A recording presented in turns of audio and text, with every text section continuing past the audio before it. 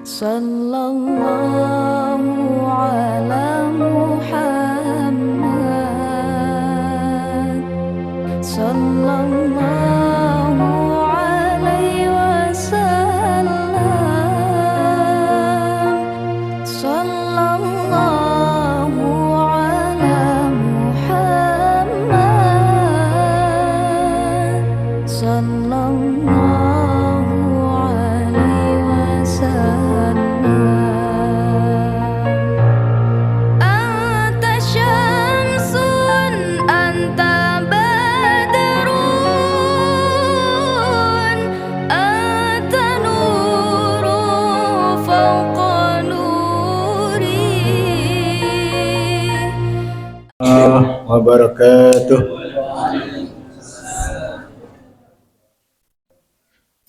Alhamdulillahilladzi ba'atsa fil ummiyina rasulan minhum yatslu 'alaihim ayatihi wa yuzakkihim wa yu'allimuhumul kitaba wal hikmah wa in kanu min qabl lafi dhalalin mubin. Asyhadu an la ilaha illallah wahdahu la syarika lah al-malikul haqqul mubin wa asyhadu anna Muhammadan 'abduhu wa rasuluh shadiqul wa'adul amin. Allahumma salli wa sallim wa barik ala nabiyyina wa rasulina Muhammad wa ala alihi wa ashabihi ajma'in, amma ba'd.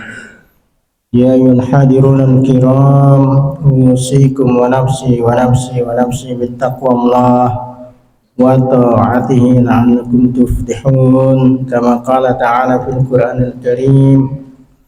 Ya ayyuhallazina amanu taqullaha haqqa tuqatih wa la tamutunna illa wa antum muslimun, amma ba'd. Hadirin yang dimuliakan oleh Allah Subhanahu wa taala, di awal pertemuan kita tentu kita merasakan syukur pada Allah Subhanahu wa taala dengan mengucap tahmid alhamdulillah atas berbagai macam nikmat yang Allah berikan kepada kita, dan nikmat terbesar itu adalah ketika Allah mengutus kepada kita seorang rasul, ya, di tengah-tengah umatnya yang mungkin terjerembab dalam kesesatan, tapi Allah bangkitkan dengan hikmah, dengan pengajaran, dengan Al-Quran, dengan membacakan ayat-ayat Allah, sehingga terbangunlah ideologinya, terbangunlah falsafah kehidupannya, sehingga menjadikan Al-Quran, menjadikan As-Sunnah sebagai masdar tolaki dalam setiap kehidupan sehari-hari. Salawat dan salam itu diaturkan pada Rasulullah Sallallahu Alaihi Wasallam, dan dialah Habibullah yang dicintai Allah dan seluruh makhluk yang ada, sehingga namanya sejajar ketika kita bersyahadat asyhadu an la ilaha illallah wa asyhadu anna Muhammadar Rasulullah. Karena kesejajaran itulah sehingga dia adalah makhluk utama, pribadi yang utama, insanul kamil, yang di dalamnya penuh dengan hikmah setiap kehidupannya. Pada kesempatan sore ini kita bahas tentang sirah nabawiyah. Ya, saya akan membahas bagaimana beliau seorang pemimpin dan menjadikan, ya, umatnya sebagai kader. Ya, jadi seorang pemimpin yang agung itu tatkala ia dapat menciptakan pemimpin baru. Nah, itulah namanya pemimpin. Tapi kalau pemimpin untuk dirinya sendiri, betapapun luasnya sebuah kekuasaannya, maka dalam beberapa tahun dia akan hancur. Itu tanda pribadi pemimpin yang tidak agung. Contohnya adalah Kubulaikan, dia disebut pemimpin yang agung oleh bangsanya, tapi tidak mengkader, tapi tidak menciptakan pemimpin baru. Ketika ia wafat, ya, kerajaannya terbagi-bagi atas atas anak-anaknya, gitu ya. Terjadi deeliminasi daripada kekuasaannya. Itu menunjukkan bahwa kepemimpinannya gagal. Tapi ketika kita mempelajari sirah nabawiyah, bagaimana Rasul mengkader para sahabat, makin hari kekuasaannya makin kokoh, ya, makin kokoh, makin kuat, ya, makin menjadi raksasa gitu ya. Sehingga ketika Utsman bin Affan ya mendapuk menjadi seorang khalifah yang ketiga, kekuasaan Islam sudah mulai dari Fez Maroko sampai ke Xinjiang Cina ya. Itu menunjukkan betapa eskalasi kekuasaan terus menerus dan menunjukkan keberhasilan dari sebuah pengkaderan kepemimpinan ya. Jadi kita belajar leadership dan bagaimana Rasulullah SAW berbuat sehingga menjadi contoh kita menjadi bangsa yang kuat ya, masyarakat yang kuat dan pribadi yang kuat ya. Ada berapa tahapan ketika beliau secara sirah ya, secara kronologis ya, ada berapa tahapan yang kita bisa cermati bagaimana Rasulullah SAW itu ya mengkader ya, menciptakan kepemimpinan ya. Dan ini menjadi sebuah penilaian dan cermatan yang sangat signifikan di dalam kepemikiran kita dan juga aktualisasi kita dalam kehidupan sehari-hari. Yang pertama tentu beliau mengkader para sahabat Nabi yang berjumlah 40 orang. Ya pada Islam pada tahapan awal kan secara individu ya. Secara individu misalkan ibunda kita Khadijah langsung mengimani Rasulullah. Ya, kemudian anaknya Fatimah seperti itu. Kemudian juga karibnya Abu Bakar ya. Kemudian juga keluarganya Ali bin Abi Thalib. Semua kemudian masuk Islam, tapi secara individu. Ya, secara individu dan kita nggak mencatat sebagai sebuah bagaimana pengkaderan itu. Dan pengkaderan itu dimulai pada saat Rasulullah mengumpulkan para sahabat Nabi di rumah Arqam bin Abil Arqam ya. Arqam bin Abil Arqam dikader oleh Nabi sehingga para sahabat Nabi yang sekira 40 orang itu menjadi Anasirut Taghir. Anasirut Taghir artinya agent of change ya.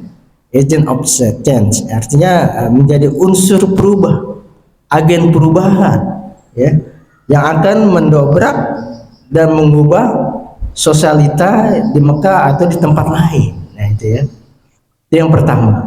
Jadi bagaimana Rasulullah itu mengkader dalam upaya ya menjadi para sahabat Nabi itu menjadi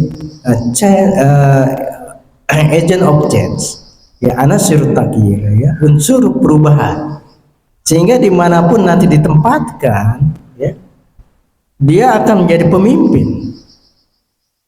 Di dalam pengkaderan itu yang patut kita cermati yang pertama adalah penguatan ideologi, penguatan iman dan Islam, penguatan syariah ya, sehingga membentuk sebuah ideologi dalam benak para sahabat Nabi yang masih berjumlah 40 orang ya, masih berjumlah 40 orang ya.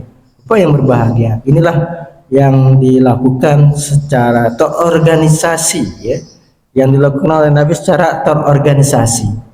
Artinya beliau menempatkan para sahabat Nabi itu dalam satu kumpulan ya, satu paguyuban, satu kajian, satu pengkaderan ya, yang outputnya adalah intinya sebagai di dalam manajemen kepemimpinan namanya adalah agent of change ya, agen perubahan.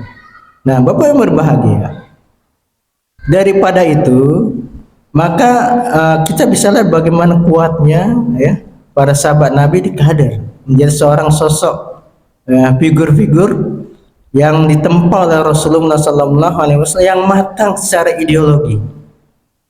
Karena kalau tidak matang maka terjadi pengkhianatan, terjadi dekadensi ya, terjadi mungkin balik kanan dari dakwah dan sebagainya. Tapi itu tidak pernah ada ya, tidak pernah ada. Satu hal yang menjadi cermatan dari Julius Caesar pada saat bertanya kepada seorang keluarga Nabi yang masih keluarga Nabi ya, yaitu Abu Sufyan bagaimana apakah beliau ya yang diikuti oleh orang yang lemah, kemudian juga ada yang keluar, ada yang dekadensi, ada yang mungkin ya keluar dari agama Islam, mundur berbalik kanan dari agama Islam, tidak ya, tidak ya. Maka oleh karena itu Julius Caesar itu sudah mengantisipasi bahwa ini akan terjadi ledakan di dalam pergerakan dan juga revolusi yang ada di tanah Arabia gitu ya. Itu sudah dicermati oleh Julius Caesar dari Romawi. Yang kedua hadirin, setelah secara ideologi, secara iman, secara Islam itu sudah dikuatkan oleh Rasulullah SAW, maka Nabi mendidik, mengkader pemimpin dakwah yang akan menguasai sebuah daerah. Kali pertama yang dilakukan Nabi yaitu menjadikan Mus'ab bin Umair sebagai duta dakwah. Mus'ab bin Umair sebagai duta dakwah.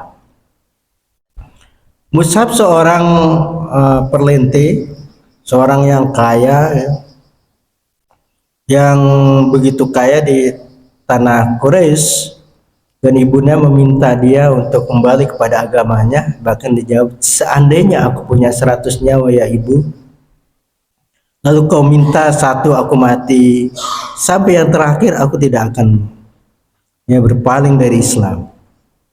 Itu menandakan bagaimana fikrah Mus'ab bin Umair begitu sangat luar biasa ya, sangat luar biasa dikader oleh Nabi. Yang kedua, dia orang kaya ya, hartanya begitu banyak, tapi itu semua ditinggalkan sehingga pada saat beliau hanya berapa lembar baju aja yang ada. Itu terbukti pada saat beliau syahid dalam sebuah peperangan ya.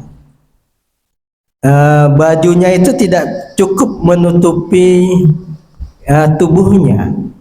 Kalau dia ditutupi di atasnya, di bawahnya terbuka. Kalau tutup bawahnya terbuka, bajunya maksudnya yang pendek yang ya seadanya, atasnya terbuka. Itu menunjukkan bagaimana zuhudnya beliau, bagaimana pamrihnya ya beliau dalam dakwah, sehingga tidak terjadi infiltrasi dalam pemikiran-pemikiran lainnya, dan mendharma baktikan kehidupannya untuk Islam ya. Itu buah dari yang pertama ya, sehingga pemimpin dakwah ya, karena kenapa disebut anak bilang pemimpin dakwah, karena Nabi belum punya satu teritori saat itu ya kan, satu teritorial yang beliau sebagai pemimpin sejatinya ya.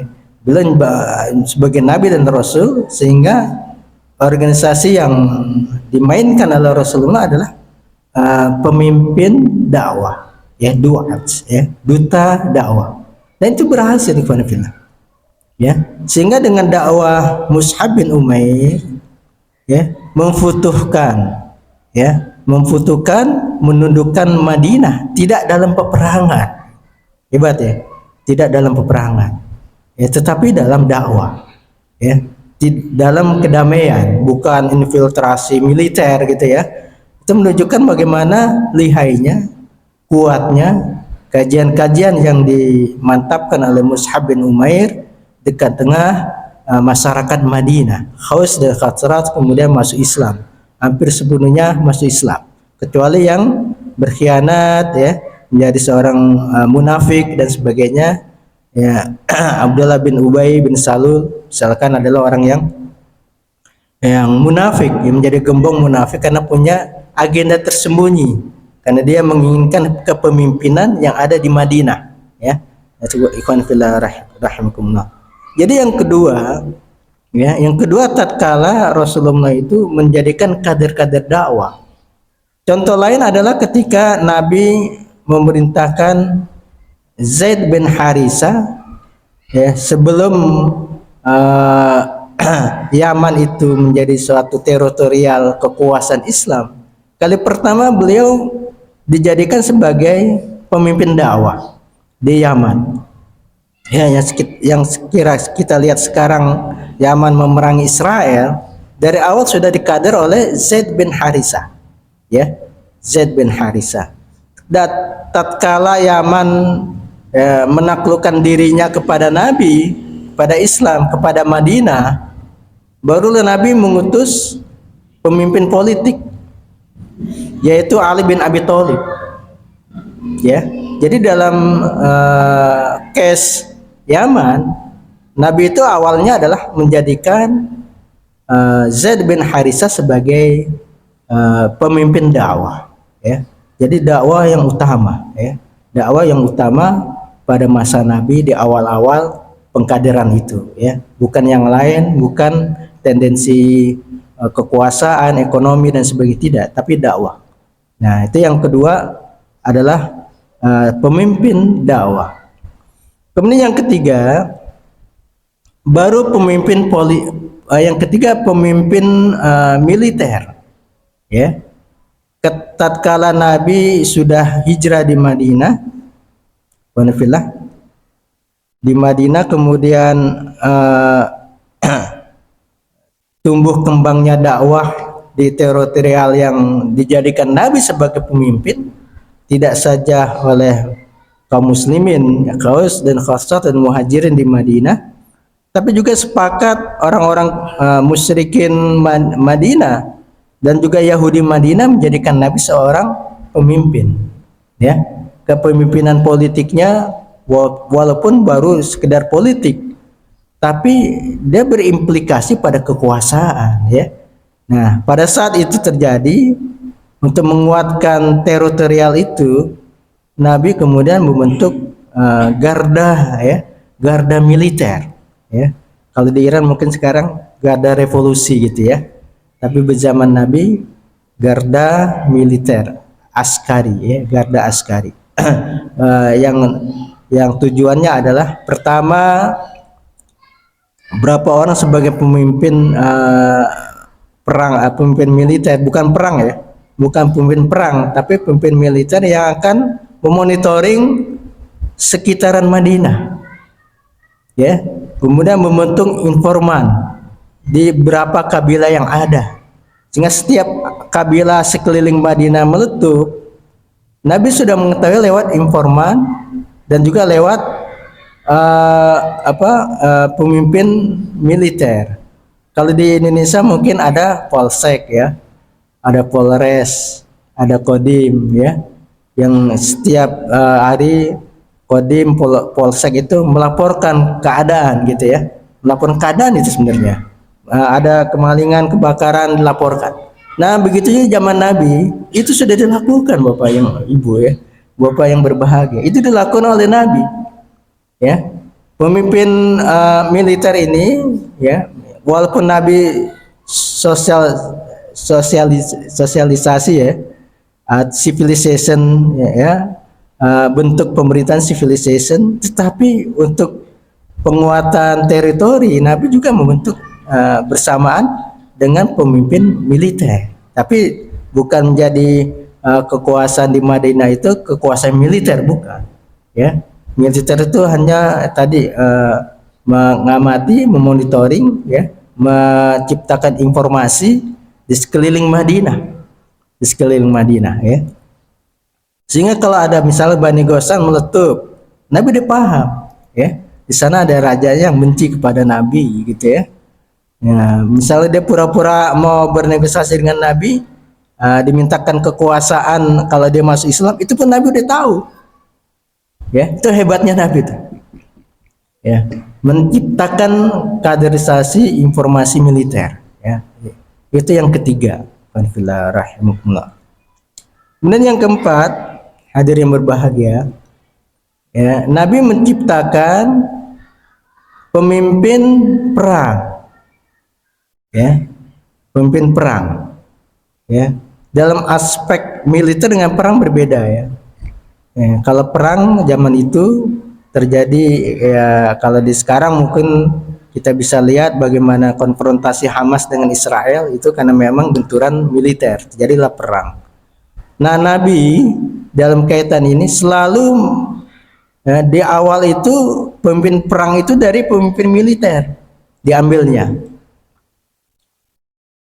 bukan langsung ditunjuk, tapi pemimpin militer, ya. Salah satu prasyarat, ya, dari pemimpin perang itu adalah siapa yang paling banyak hafal Al-Quran,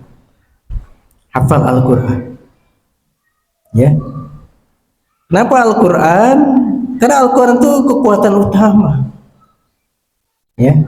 Israel tidak paham, Amerika tidak paham, ya. Yang mereka hadapi, walaupun terjadi kekurangan senjata, Hamas itu pemimpinnya adalah hafal Quran, ya, dan itu tidak akan terkalahkan kalau pemimpin itu di dalam dadanya ada Al-Quran. Simbiosis antara ikhtiari manusia, ya, dengan infiltrasi kekuatan langit rohani, ya. Lau anzalna hadzal Qur'an ala jabalin la ra'aitahu khashi'an mutasaddian min khasyatillah, ya. Jikalau Al-Qur'an itu diletakkan di sebuah gunung, maka gunung itu akan hancur, ya, karena saking takutnya dengan Al-Qur'an, ya. Itu kaunafillah. Jadi menurut saya, kalau pemimpin model ini dijadikan sebagai standar, tidak akan bisa ada pasukan yang bisa mengalahkan itu, ya. Sebagai contoh, kalau Bapak lihat serial sejarah penaklukan Konstantinopel, ya, salah satu panglima perangnya itu selalu standarnya adalah Al-Quran. Sudah hafal Al-Quran itu tidak. Kalau sudah hafal Al-Quran tidak jadi panglima, ya. Dan nyatanya mereka berhasil menaklukkan Konstantinopel, ya. Itu yang tidak dilihat orang-orang kafir. Dilihatnya Hamas hanya seorang milisi, kan, gitu, ya. Tapi sebenarnya tidak kekuatan itu, ya. Pada saat Los Angeles terbakar, bangun bahagia, ya, ada berapa hal yang tidak terbakar. Yang pertama, masjid di sana masih utuh. Yang kedua, rumah yang ada di dalamnya Al-Qurannya masih utuh, ya. Sehingga orang-orang, ya, yang masih kafir itu bingung, kenapa kitab ini tidak terbakar, itu, ya. Berapa contoh lagi adalah ketika para pendeta itu ingin membakar Al-Quran, tapi ternyata Al-Quran tidak terbakar, bahkan membakar tangannya sendiri, gitu, ya. Banyak kisah-kisah seperti itu. Itu menunjukkan memang Al-Quran, ya, dalam tanda kutip orang-orang kafir menyatakan Al-Quran kitab yang berbahaya, ya. Berbahaya bukan apa-apa, karena dia bisa menaklukkan negeri, ya, menaklukkan kekuatan yang ada. Nah, itu, ya, mungkin persepsi orang-orang kafir seperti itu. Al-Quran kitab yang pada dalam isi Al-Quran tidak ada aspek peperangan langsung dikisahkan, itu tidak ada, cuma satu ayat dalam surat Muhammad ayat 4, itu aja. Yang lain tidak ada, ya, bicara tentang konteks friksi militer, itu tidak ada, cuma di satu ayat saja. Tapi itu suatu konsekuensi. Kalau dalam peperangan kan, kalau enggak kita dipenggal kepala kita memenggal kepala musuh, kan, gitu. Nah, itu, ya. Nah, jadi orang-orang Barat itu kebingungan, ya, sekarang ini melihat ternyata Islam punya kekuatan yang tidak unpredictable, yang tidak diprediksi sebelumnya.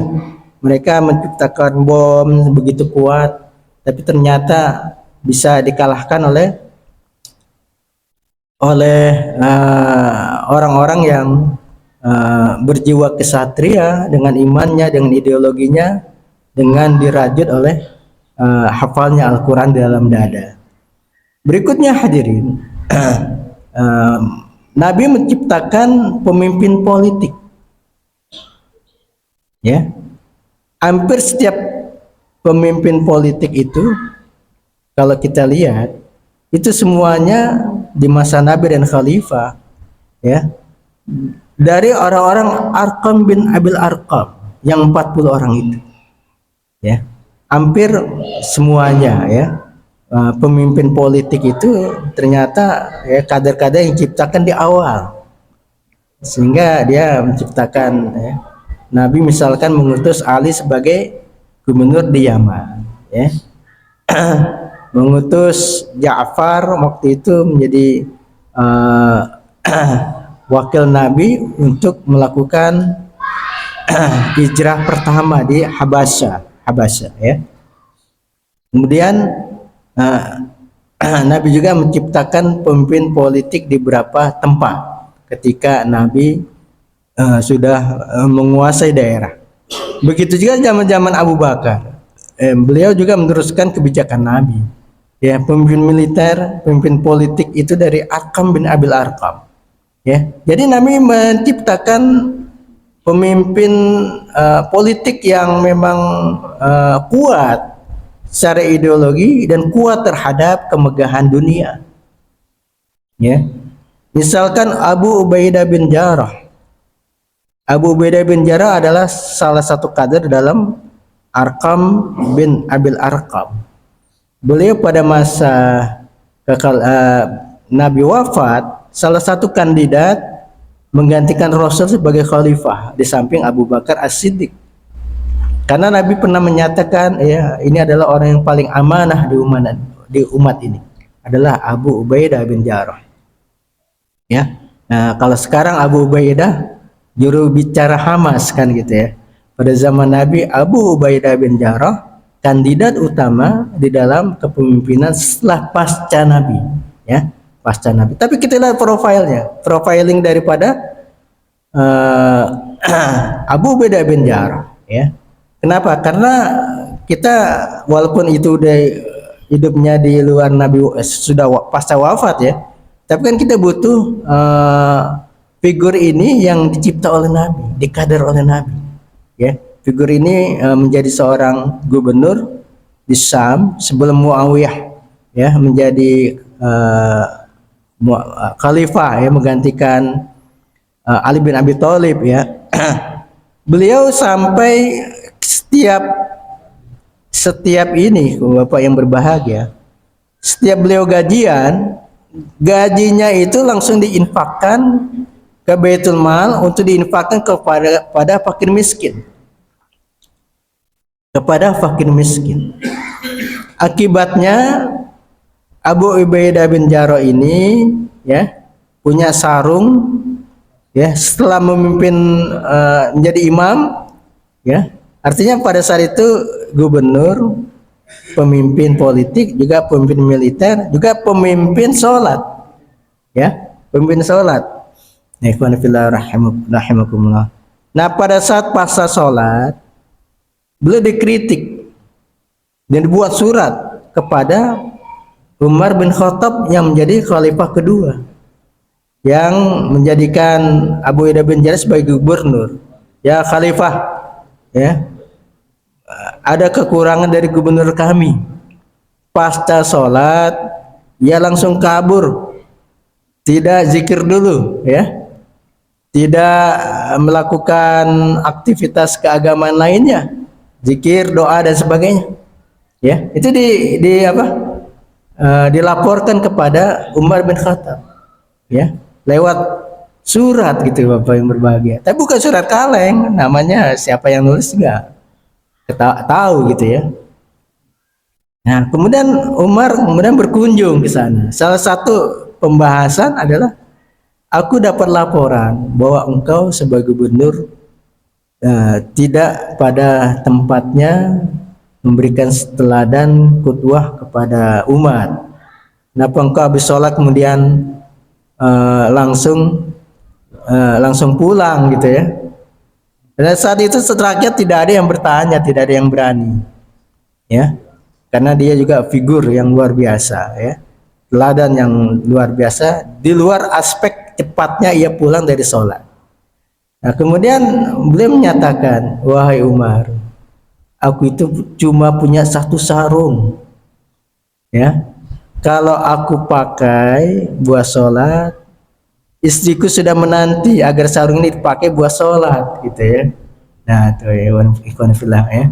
Jadi sarungnya punya satu, bapak punya sarung berapa? Hah? Hah? Tiap Lebaran dapat hadiah sarung kan? Nah, Abu Uda bin Jarrah itu punya sarung satu, padahal dia adalah seorang gubernur, ya, seorang gubernur, ya. Tetapi saking zuhudnya, ya, beliau menginfakkan semua hartanya, gajinya, ya, kemudian menyampaikannya kepada umat, ya. Itu profil, ya, profiling dari Abu Ubaidah bin Jarrah, ya. Nah, ikhwan fillah rahimakumullah. Walaupun begitu ikhwan fillah, ya, berapa pemimpin politik kita di masa sahabat Nabi adalah memang teladan. Misalkan Amr bin As. Amr bin As itu adalah gubernur di Mesir. Karena di masa Umar ia mengusulkan untuk menaklukkan Mesir. Setelah Mesir terduduki, futuh, kemudian Umar menjadikan Amr bin As sebagai gubernur. Sampai sekarang masih ada Masjid Amr bin As di Mesir, ya, di Kairo masih ada Masjid Amr bin As.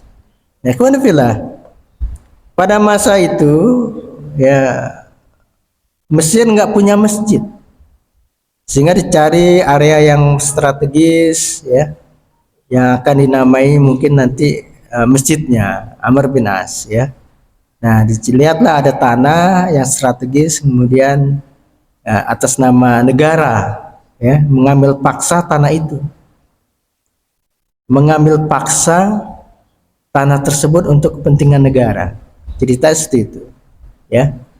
Nah, yang punya adalah orang Yahudi, sehingga orang Yahudi itu yang berbahagia protes. Cuma kalau udah protes di Mesir kan kekuasaan ada di tangan Amr bin As, ya, nggak mungkin bisa terjadi perubahan. Makanya ia datang ke Madinah, ya, ke Madinah. Nah, di Madinah dia mencari-cari istana Umar bin Khattab yang mana, gitu ya. Istana cari-cari nggak ada, ya. Lalu ia bertanya kepada kaum muslimin yang ada di situ, di mana istana Umar bin Khattab? Beliau nggak punya rumah, nggak punya istana. Kalau kau mau menemui dia, itu di masjid tuh lagi tiduran, lagi kailulah, ya, tidur siang, ya. Makanya orang Yahudi bingung, kekuasaan yang begitu hebat, ya, di tangan Umar bin Khattab, ya, tapi beliau tidak punya istana besar. Bahkan masjidnya sebagai istananya, ya, tidur sebagaimana rakyat biasa, ya. Ini mengagetkan Yahudi. Lalu kemudian ia menemui, ya, menunggu sampai bangun, ya, sampai ngucek-ngucek mata, ia melaporkan, ya, dilaporkan oleh Yahudi itu, diceritakan. Oh gitu, ya, kata Umar Khattab. Ya, lalu beliau cari tulang, ya, cari tulang kambing, ya, dapat, kemudian dibuat garis lurus, di tengahnya ada kilatan pedang, gitu, ya. Kasihkan ke Amr bin As, ya. Nah, orang Yahudi itu bingung, gue minta keadilan kenapa dikasih tulang kambing, gitu, ya.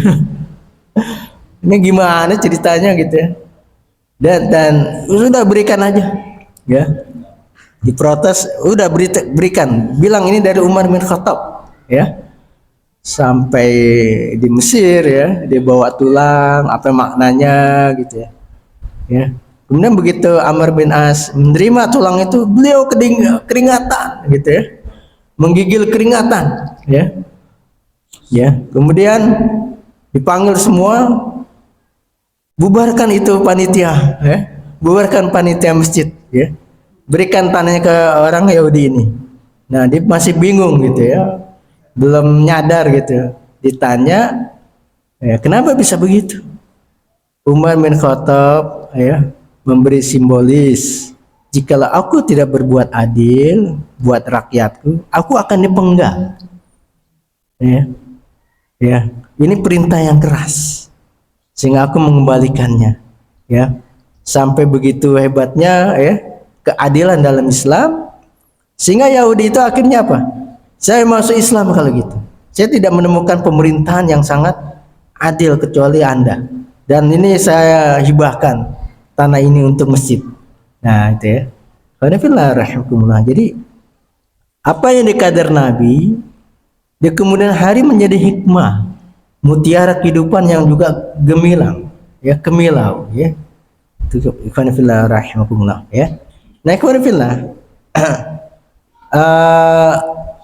berikutnya, ya, di samping beliau menjadi pemimpin politik, menciptakan pemimpin politik, tapi kemudian juga beliau menciptakan pemimpin khalifah, ya, pemimpin khalifah.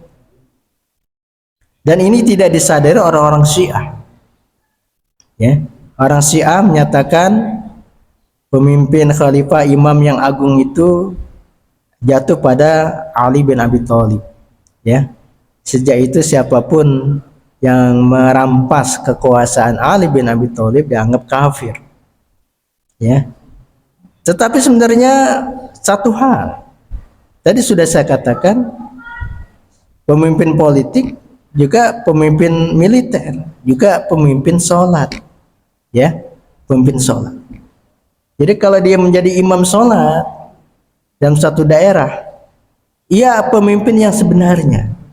Maka salah satu pertimbangan, ya, para sahabat Nabi itu menjadikan Abu Bakar sebagai khalifah adalah pernah Nabi menunjuk Abu Bakar untuk menjadi pengganti sholat, ya, Abu Bakar.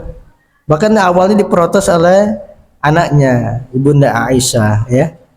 Ya Nabi, kalau engkau perintahkan beliau seorang yang sangat perasa, nanti jadi imam dia akan terus terseduh-seduh menangis. Lebih baik carilah imam yang begitu teguh, gitu ya. Tidak seperti Abu Bakar. Tidak, aku menjadikan dia sebagai pemimpin sholat, ya, pengganti aku, ya. Walaupun sudah diprotes, tetap Nabi mengisyaratkan, ya, karena setelah Nabi nggak ada lagi pemimpin sholat di Madinah kecuali Nabi, dan satu-satunya pernah terjadi adalah Abu Bakar As-Siddiq. Sehingga, ya, role model kepemimpinan dalam Islam itu sangat berbeda. Tadi ada pemimpin militer harus hafal Al-Quran, ya kan? Tapi pemimpin politik harus bisa menjadi imam, termasuk imam sholat Jumat. Dia harus menjadi khatib dan menjadi imam, ya. Itu salah satu prasyarat menjadi seorang pemimpin politik, ya. Dalam kaitan ini puncak politik dari para gubernur, ya tentu khalifah.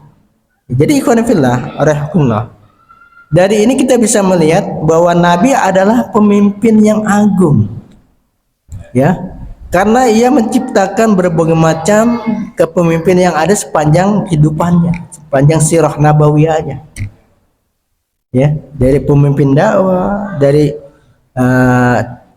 agent of change, Anasirut Taghyir, sampai pemimpin dakwah, sampai pemimpin militer, ya, pemimpin peperangan, ya, panglima, dan pemimpin politik, dan terakhir adalah khalifah, ya. Walaupun Nabi tidak memilih, ya, secara khusus buat wasiat dan sebagainya, tapi simbolisasi Abu Bakar sebagai imam itu menjadikan prasyarat dia layak menjadi seorang khalifah. Satu hal, sebelum saya tutup, salah satu pengkaderan Nabi untuk memimpin pemimpin ya, menciptakan pemimpin yaitu dari mulai eh, masih muda ya, masih muda. Kalau misalkan Ali bin Abi Thalib menjadi orang yang luar biasa karena di masa mudanya dibina oleh Nabi, ya kan? Hasan Hussein dikader oleh Nabi waktu masih menjadi cucu-cucu kecilnya, ya kan? Ya, ada satu peristiwa yang sangat viral dan monumental ya, fenomenal, yaitu ketika Nabi menunjuk Usamah bin Zaid bin Haritha sebagai pemimpin perang umum, mungkin panglima perang ya, panglima TNI ya kalau di Indonesia ya, tapi anak muda ya, beliau masih berumur 18 tahun pada saat ditunjuk oleh Nabi. Pada saat itu senioritas itu muncul, Abu Bakar, Umar, Utsman, Ali sudah dewasa ya, tapi Nabi tetap menunjuk Usama sebagai panglima. Awalnya diprotes, banyak juga sahabat Nabi yang enggan ikut perang karena pemimpinnya anak muda ya, cupu ya, cupu yang dianggap tidak punya apa-apa, ternyata suhu ya, dianggap cupu sebenarnya suhu ya. Itu bisa diamati pada saat Abu Bakar menunjuk beliau juga, dan eskalasi peperangan menghasilkan natijah, hasil teritorial yang begitu berkembang. Maka aku tahulah ya, kata Abu Bakar, awalnya aku juga protes terhadap kepemimpinan Usama, tetapi sekarang aku meyakini apa yang dipilih oleh Nabi itu hal yang sangat benar ya, sangat benar ya. Dan sayangnya ketika dalam peperangan Romawi, Usama Nabi wafat. Tapi sebelum wafat ada satu case di masa itu, yaitu ketika di bawah kepemimpinan panglima perang Usama ada Khalid bin Walid di dalamnya, ya kan? Khalid bin Walid itu ya sempat membunuh seorang musyrikin yang bersyahadat, asyhadu an la ilaha illallah wa asyhadu anna muhammadar rasulullah. Maka Khalid tetap membunuhnya ya, dan itu disaksikan oleh sahabat Nabi yang lain. Tapi kali pertama yang ditegur Nabi itu bukan Khalid, tapi Usama. Usama dipanggil oleh Nabi, wahai Usama, kau kan panglima perang, kenapa kau membiarkan Khalid bin Walid ya? Jadi disitulah Nabi monitoring, mengevaluasi ya dalam beberapa hal kepemimpinannya, mengawasi ya, menerima laporan dari dirinya atau orang lain sehingga lengkap ya, lengkap. Sehingga menurut saya beliau memang seorang Rasulullah, samping seorang Nabi dan Rasul juga adalah pemimpin baik di dunia maupun nanti di akhirat ya, di akhirat. Jadi memang layak beliau pemimpin utama dan pengaruhnya mendunia, sampai ada buku yang menjadikan beliau adalah 100 tokoh dan beliau adalah urut pertama ya, karena memang gaya kepemimpinannya dan output dari gaya itu yang menghasilkan tidak saja pada masanya, masa sesudahnya, dan masa nun jauh sesudahnya ya. Dan setiap role model kepemimpin yang prima dan layak dan utama di masa-masa apapun itu adalah merujuk lagi kepada bagaimana Nabi ya menempat diri sebagai pemimpin dan mengkadar orang menjadi pemimpin ya. Tapi Bapak yang berbahagia, ada berapa menit, mungkin 5 menit, ada yang mau bertanya silakan.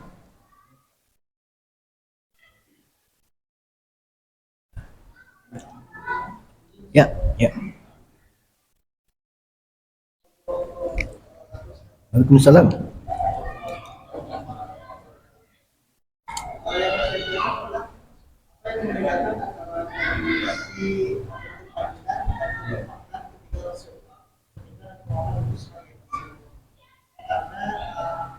Ya.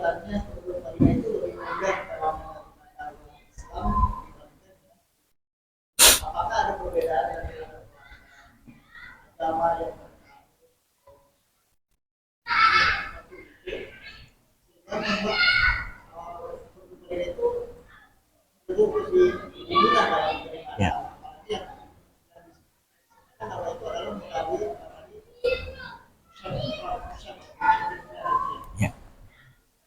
Oke, sebenarnya kenapa penduduk Madinah lebih cepat menerima dakwah daripada kabilah-kabilah yang lain? Ya. Itu karena memang di dalam kota Madinah para Yahudi itu sudah melaporkan, sudah membuat viral ya, bahwa sebentar lagi akan ada Nabi akhir zaman yang ditunggu-tunggu. Dan berita itu terus menyebar, tidak saja pada Yahudi, tapi juga para para peziarah, para pengembara di beberapa negeri pun melaporkan hal itu. Misalkan Salman Al Farisi kan orang Iran ya, orang Persia, tapi ya ke Madinah dalam rangka mencari sosok Rasul yang terakhir, ya. Sehingga pada saat Nabi berdakwah di Madinah, di ada Bai'atul Aqabah pertama. Sebelum Bai'atul Aqabah pertama, salah satu yang melatar belakangi cepat kita masuk Islam. Karena kalau kita tidak masuk Islam dan Yahudi itu yang menerima ajaran Nabi yang terakhir, kita akan tersisih. Kita harus menjadi pemain utama, gitu ya. Di kota Madinah kepemimpinannya harus kita ambil, ya. Sehingga ya 5 orang ini yang dikader Nabi menjadi agen perubahan di kota Madinah itu sendiri, ya. Jadi Mus'ab bin Umair itu setelah Aqabah kedua kan ada 73 orang, ditambah 73 orang, kemudian Mus'ab bin Umair hanya membina, meneruskan, ya, mengajarkan detail syariah, ya, detail ajaran-ajaran nilai-nilai Islam, ya. Ya, sholat diajarkan, kan sudah ada perintah sholat, ya. Saum belum ada, ya, sholat sudah ada. Sehingga kota Madinah cepat menerima dakwah karena memang terjadi rivalitas kepemimpinan di kota Madinah antara orang-orang asli pribumi dengan orang pendatang, ya, naga-naga dari Yahudi yang mempunyai kekuasaan ekonomi, gitu ya. Mereka kan naga, itu orang-orang Yahudi di Madinah, naga-naga itu, ya, punya kekuasaan, punya kebun Khaybar yang begitu besar, ya, punya distribusi barang kota Madinah dikuasai orang Yahudi. Pokoknya mereka itu memang sukses dalam hal ekonomi dan keuangan. Nah, itu buru-buru orang-orang Madinah menerima dakwah. Jadi itu latar belakangnya dibanding kabilah yang lain. Kita pertanyaan bagus. Yang lain mungkin? Ya.